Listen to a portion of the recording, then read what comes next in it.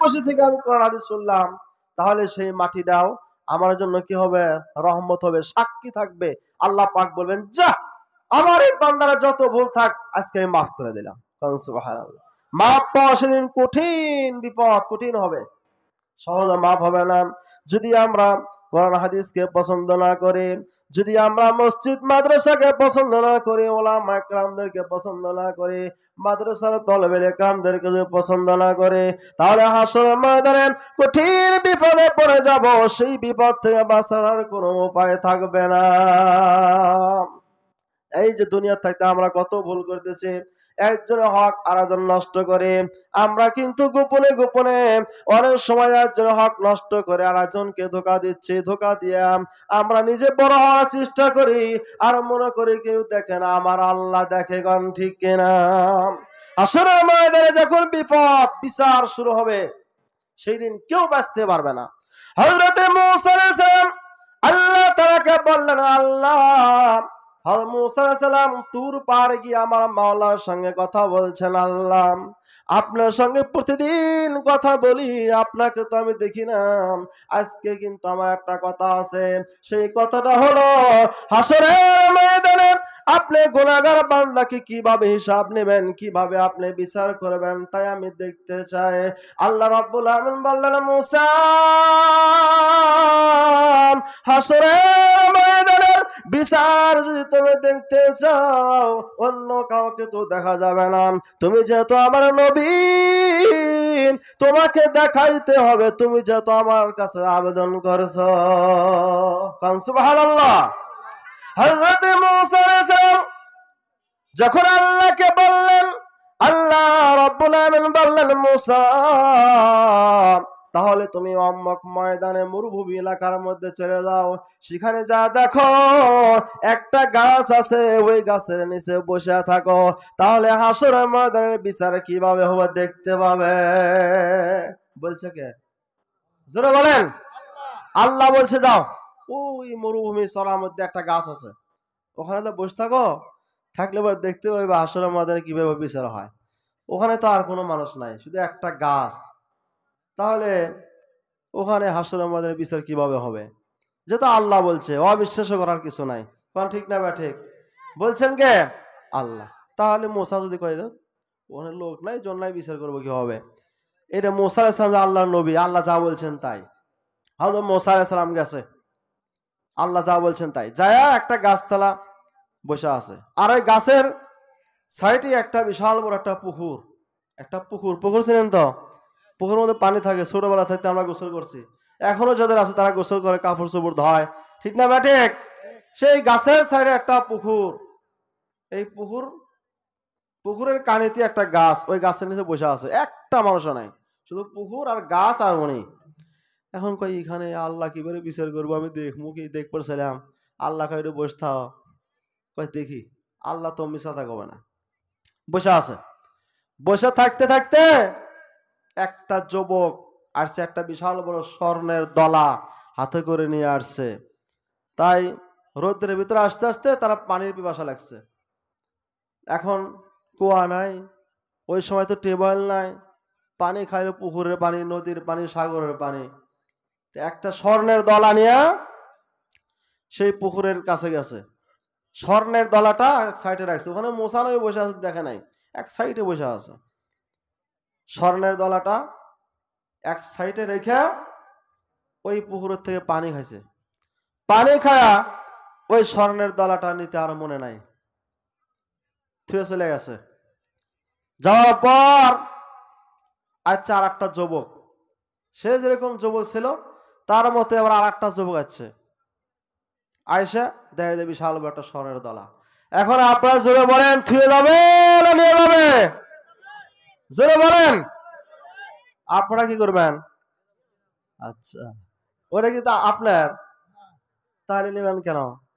আর যে দেখছে ওই কিন্তু নিয়ে যাবে, থুয়ে যাবে না কেউ, কারণ লোভ সবার আছে। কারণ ঠিক না বেটে?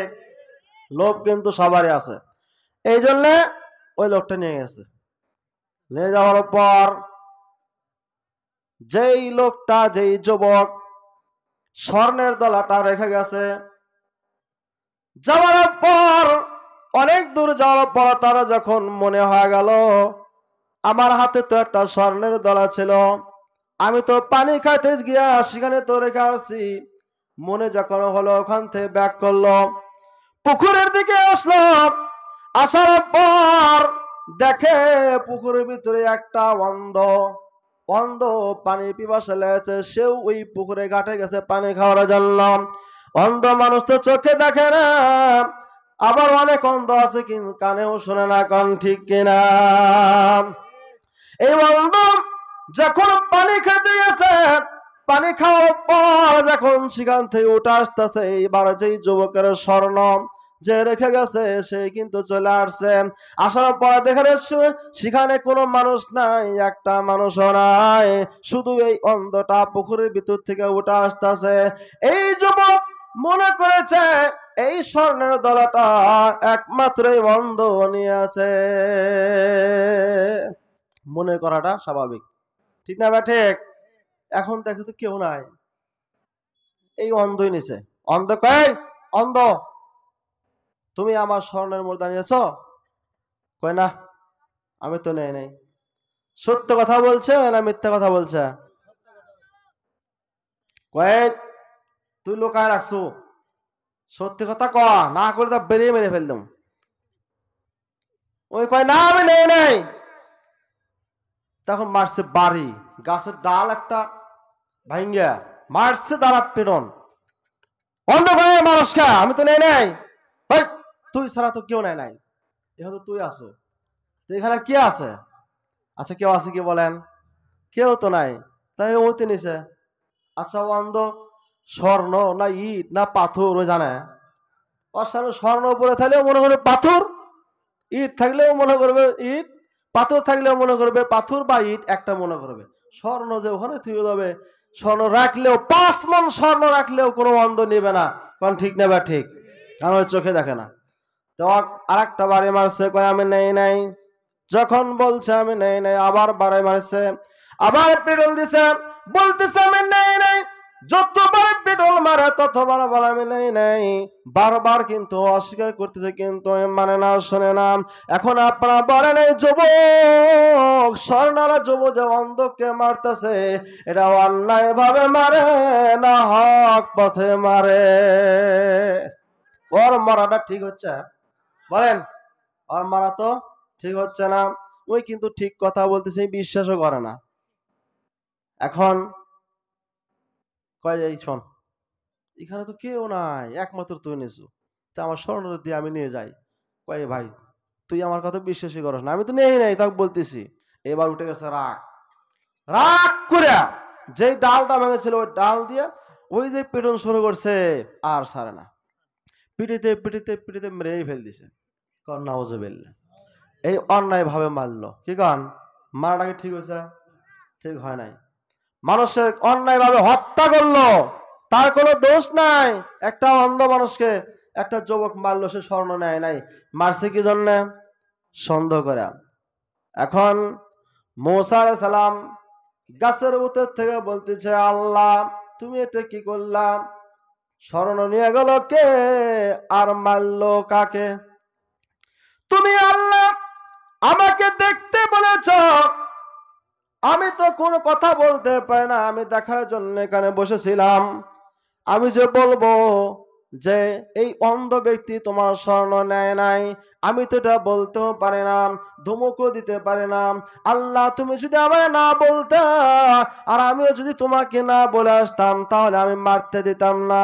আল্লাহ তুমি কেন এই অন্ধ ব্যক্তিকে মারিয়া ফালাইলা?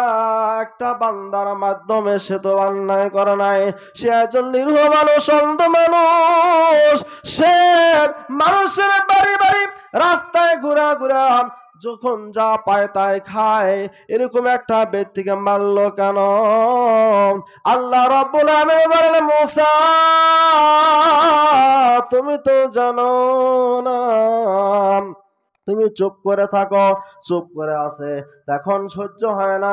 মুসা আলাইহিস সালাম কিন্তু আল্লাহ তাআলার নবী।